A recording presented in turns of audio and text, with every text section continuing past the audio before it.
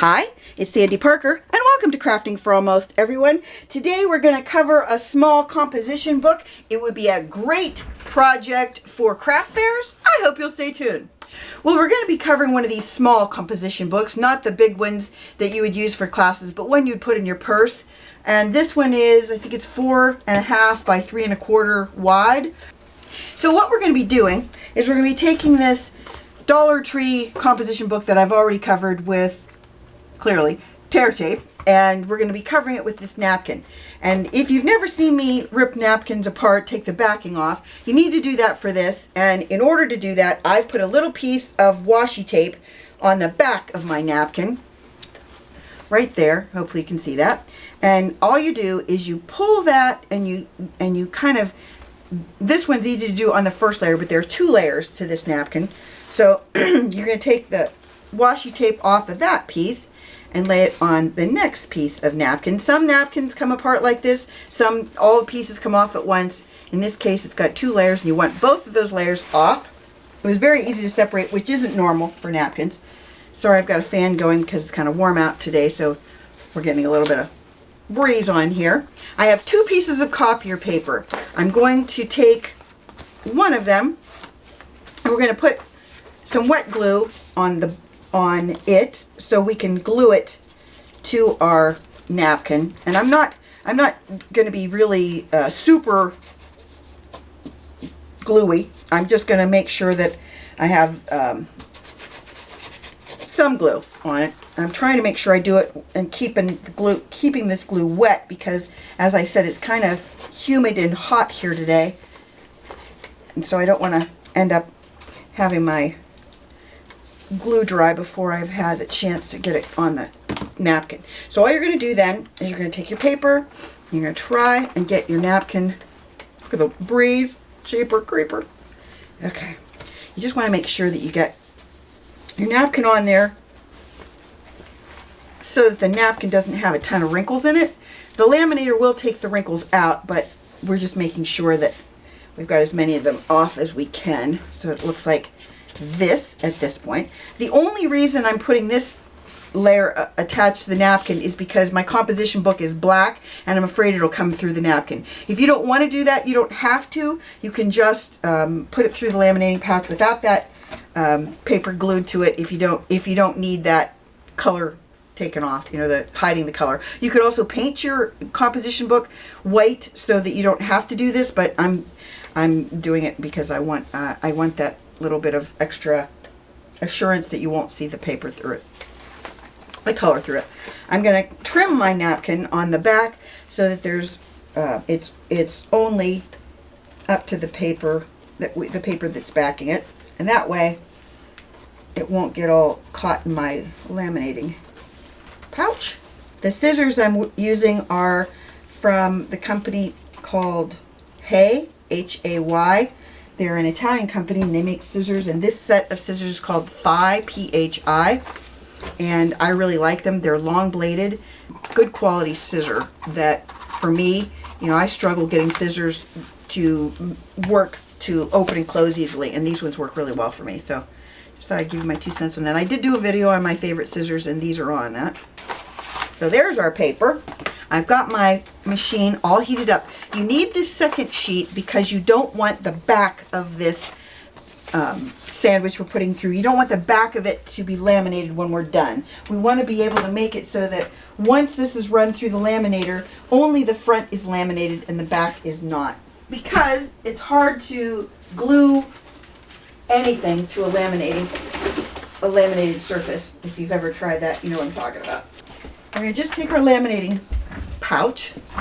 We're going to take our piece that we've just glued our napkin to, our piece of paper, and the other piece of paper, we're going to put them all in to the laminating pouch together, and then that way we will not end up having everything laminated. We only want the top laminated, as I said.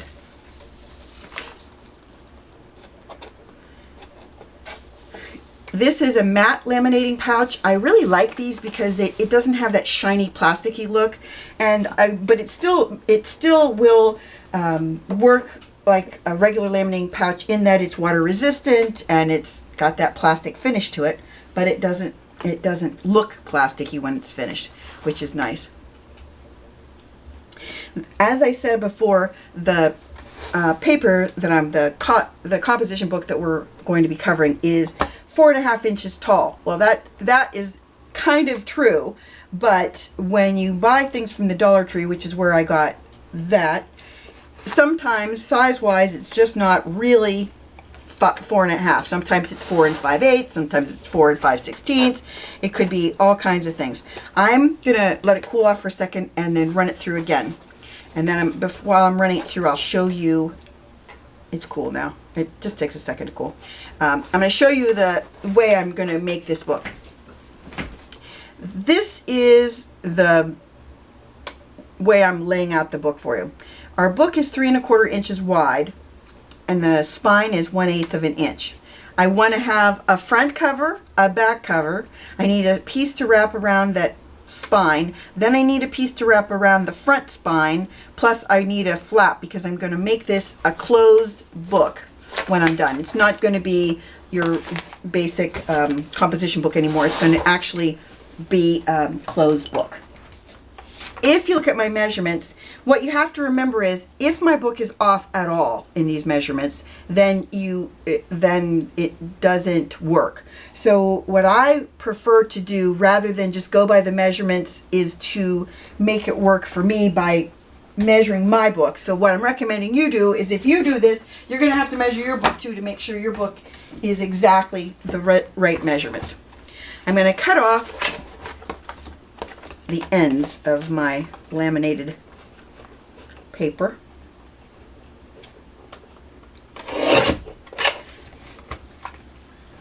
Cutting off both ends. And then we'll have to cut off the sides too, because we need to be able to cut it apart, because you don't want that backing piece to be in there, nor do you want the back piece of laminating to be there. In order to make this work right, you've got to cut the whole thing out of its backing. You could make some really fun file folders like this just by cutting it like that, and if you put a thicker piece of paper in here in the front and the back, you'd have a nice little file. Just saying, it would work. I had another idea of what I was going to do with this, and that was I had some ribbon I got from the Dollar Tree that's fall inspired, and I thought it would be fun to laminate that, but it wouldn't. I'm not sure. It just didn't seem to work. The laminating melted the ribbon enough, but it didn't adhere to anything. So I don't know. I'm going to probably have to come up with another plan for that, because it didn't work great the first time. All right. So what you're going to want to do is you're going to want to make sure, as I said, that your measurement of your book is accurate. I'm going to put mine right up to the edge like that. I'm going to make it a little higher because I want to make sure that I'm just going to trim it when I'm done. And I'm just going to cut it out. Cut it straight across. I'm also going to make sure that I don't do any additional cutting until after I have after I've attached it to the book. All right. So here's our little piece of paper that we're going to use. And if I didn't tell you, it was 7 3/4 long by 4 1/2 inches tall, the piece that I theoretically was going to do. But then I decided I better not do anything until after I've adhered to the book, because, as I said, in measuring this, the measurements weren't anything like, they're off. They're all off by a little bit. So I wanted to make sure I didn't screw it up just by putting the measurements in wrong. You're going to start your paper when you adhere it to this book. You're going to attach it, starting the edge, one edge on this front. And first I want to put another piece of tear tape along the bottom and top, so I have a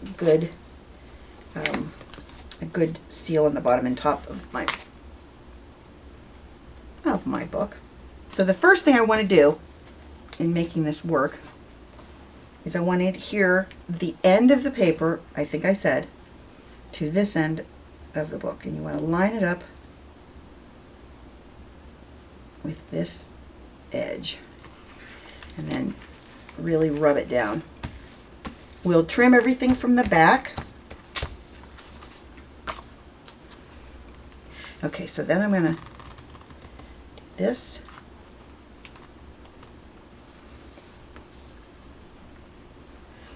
What I wanted to do is I wanted to make a snap to snap this close with, and I don't know if my snaps will hold on this.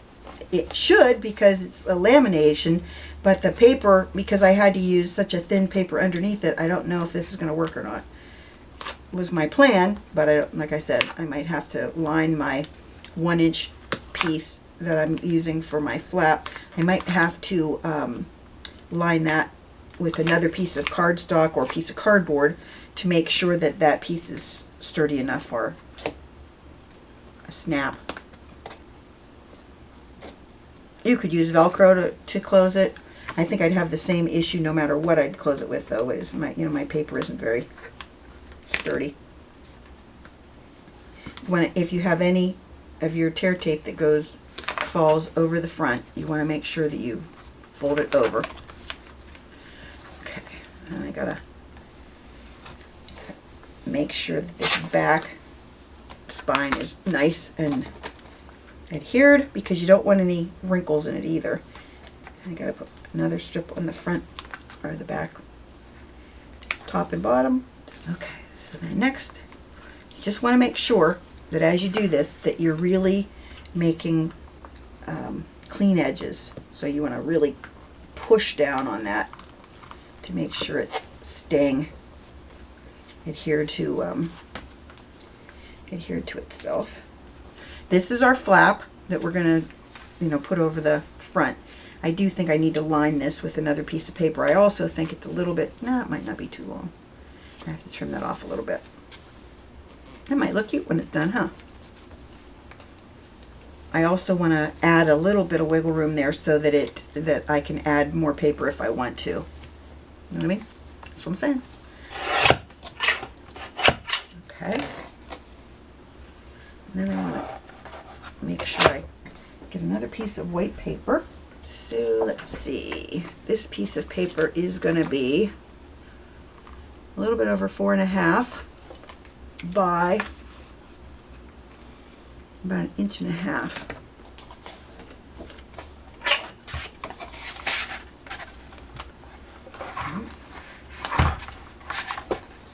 A little over 4.5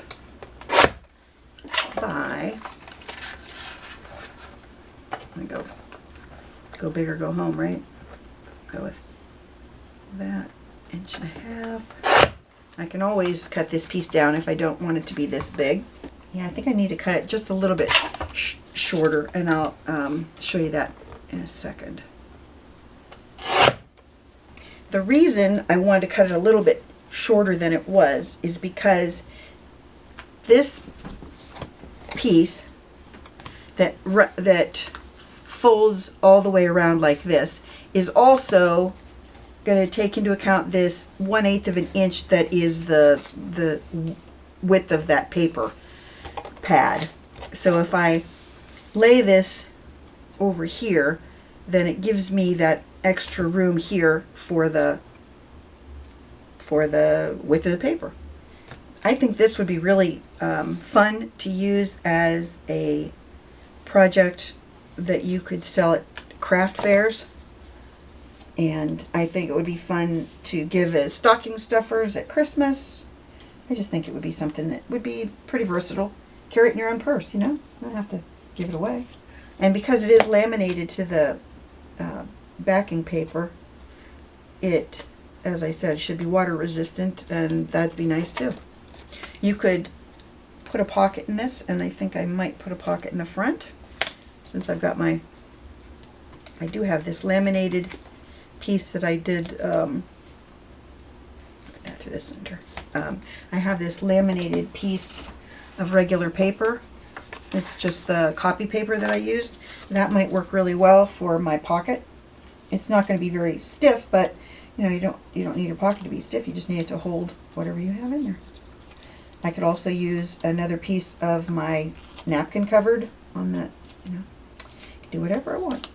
Okay, I'm going to also add a little bit of wet glue to this because I want it to be really well adhered. And I'm a fan of the dual glue system. I think you probably already know that if you watch my videos. Alright, we're going to put this right up to the edge. As close to the edge as I can get it. And that's another good reason for me to use that wet glue, so I can move this if I need to. It does a nice job of wrapping around. Let me first, before we put our snap on, I want to trim this down because there's some overlapping paper. If your paper that you use to line that flap shows, you want to make sure, like it was a little bit longer right here, I just cut it off. You want to make sure that you have that covered if you can.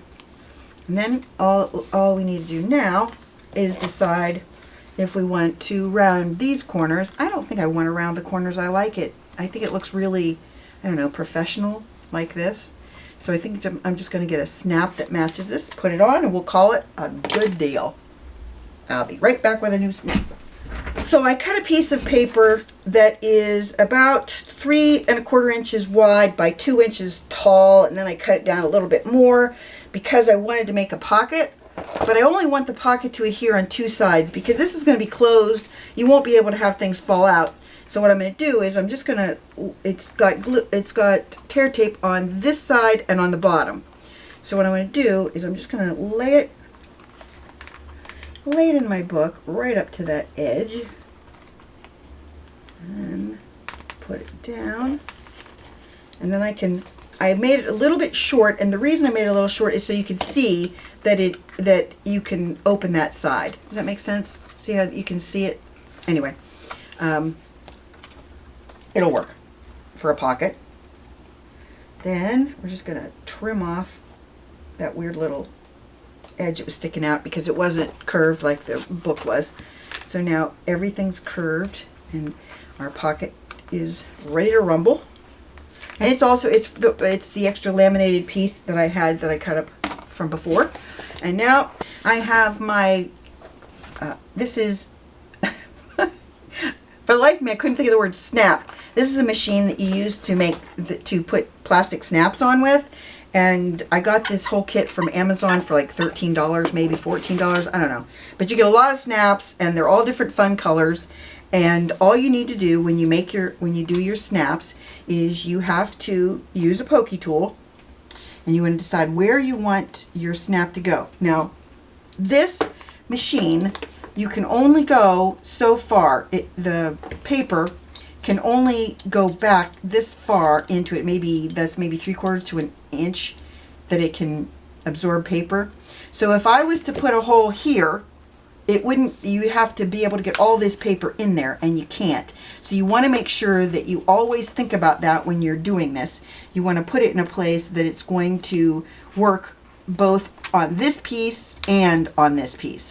So let me wrap it around, and I'm going to try and, I want to make sure that wherever I land that I'm not going to touch my pocket. I think I'm going to go right about there. Let's see if I can poke it.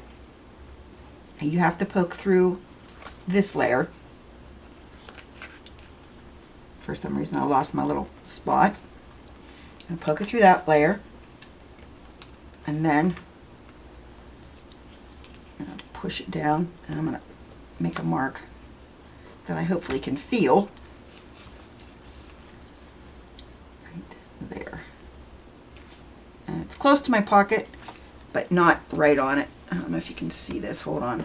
Not really close to my pocket. There's my hole, and there's my pocket. So I'm good. So what you do, I'm not good at this. When I tell you that, trust me when I say I'm not good at this. So every time I do this, I end up having to have Rich involved. You'll have 2 pieces, well, you have 4 pieces of each snap. One piece has like a cup in it, and no, this is the one with the cup. And then one piece has a piece that's a protruding piece. So this is like an outie and this is like an innie. And you need 2 of these things that look like thumbtacks to go with it. Everybody with me? So what you're going to do, first things first, you're going to take, it doesn't matter which of these pieces you put on which part, it doesn't matter. All you have to do is you have to put the thumbtack through first. You put the thumbtack in first, and then you'll attach a piece, whichever one you choose, to it. And that has to go on it, like that.